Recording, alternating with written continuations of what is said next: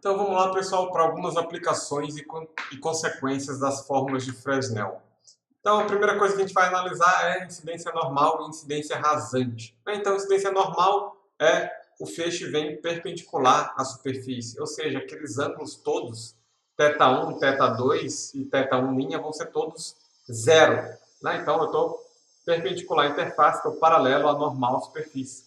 E aí, nesse caso, a refletividade, tanto faz para a polarização S quanto para a polarização P, vai dar a mesma coisa. N2 menos N1 ao quadrado, dividido por N2 mais N1 ao quadrado. Ou seja, eu não consigo definir bem um plano de incidência. Eu posso pegar esse negócio e girar assim, uma hora vai ser S, outra hora vai ser P, não tem um plano de incidência bem definido porque está numa reta, todo mundo. Então, a polarização é SP da mesma coisa, é esperado, tá certo? Geometricamente, você não consegue separar as duas. Para a incidência normal, a gente vai considerar o limite quando θ1 vai para 90 graus, π sobre 2. Então, a refletividade da polarização P vai ficar dessa forma aqui, ou seja, vai para 1. E a refletividade na polarização S também vai para 1. Ou seja, toda a onda vai ser refletida. Então, se eu faço uma incidência que é muito rasante, não vai ter feixe refratado, só vai ter feixe refletido. E aí, agora a gente já analisou uma condição em que a onda é totalmente refletida. Então, a gente quer analisar agora a condição em que não vai ter onda refletida, certo? Então, vamos pegar o numerador dos coeficientes de Fresnel para reflexão. Então, começando pela polarização S. Então, vai ser N1 cosseno de θ1 menos N2 cosseno de θ2. O que eu vou fazer? Eu vou isolar isso daí. Eu vou isolar o N1 cosseno de θ1. Vai ficar aquele parênteses ali para eu fazer uma conta. Vou usar a lei de Snell, para escrever aquele N2 sobre N1. E vou chegar numa expressão desse tipo aqui.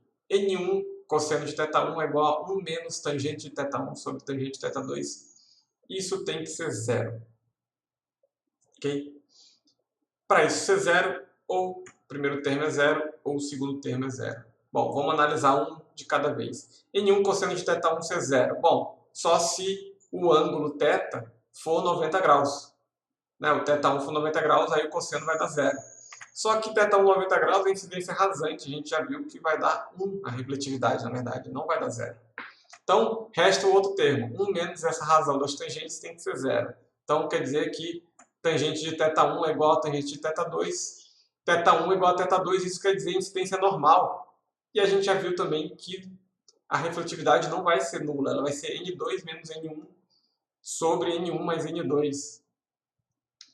Então não tem como ser zero. Ou seja, na polarização S nunca vai ter refletividade zero. Sempre vai refletir um pouco da onda. Okay? Vamos analisar então a onda P. Então o coeficiente de Fresnel para reflexão na polarização paralela ao plano de incidência é N2 cosseno de θ1 menos N1 cosseno de θ2. Eu quero fazer RP igual a zero, então eu vou simplesmente isolar cada um de um lado e vou fazer a razão entre eles. Então, N2 sobre N1 tem que ser cosseno de θ2 sobre cosseno de θ1. Aí a gente vai começar a fazer umas contas muito loucas aqui. Então, eu vou levar os dois lados ao quadrado. Vou escrever esse cosseno de θ2 como 1 menos seno ao quadrado de θ2. E esse seno ao quadrado aqui, eu vou usar a lei de Snell. Vou transformar ele em N1 sobre N2 ao quadrado, seno de θ1 ao quadrado. Então, veja, eu tenho uma expressão aqui que só envolve o ângulo de incidência e eu tenho aqui a razão dos índices de refração. Bom, eu vou separar esses termos, então vai ficar 1 sobre cosseno ao quadrado de θ1 menos esse outro termo aqui, e aí tem um seno sobre cosseno que eu vou escrever como tangente.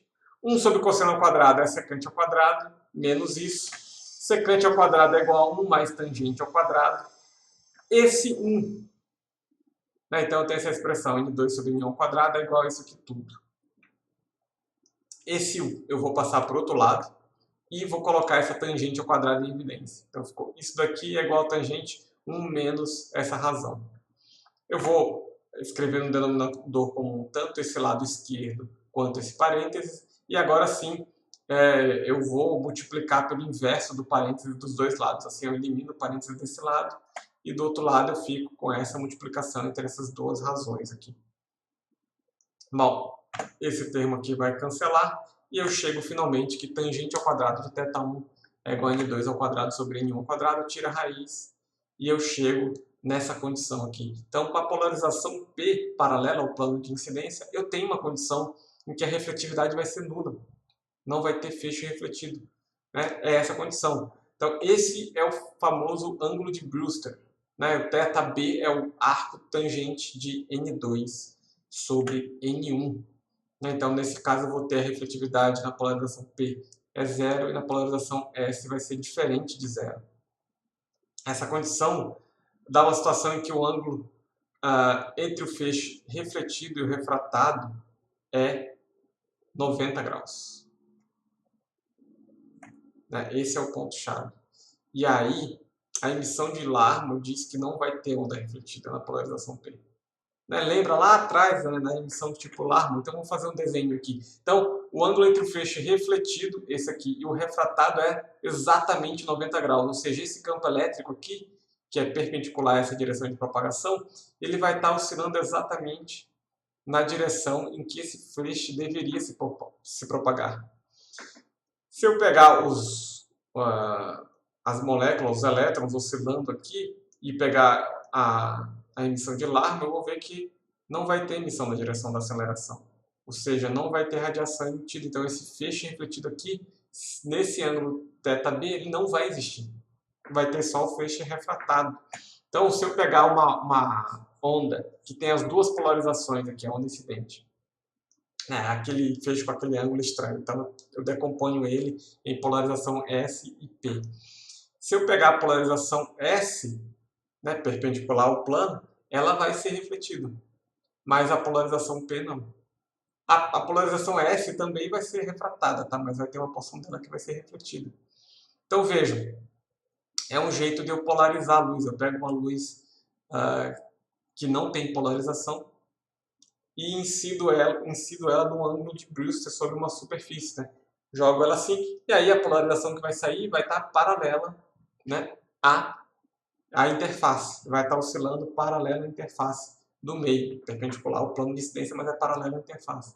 Então esse é um jeito fácil de eu polarizar a luz e já saber qual que é a direção de polarização da luz que está saindo aí. Então, não vai ter, se eu tiver só a onda P, não vai ter onda emitida aqui. Esse feixe não vai existir, tá certo? Então, a gente fez alguns gráficos aqui, N1 igual a 1 e N2 igual a 2 aqui. E aqui eu fiz ao contrário.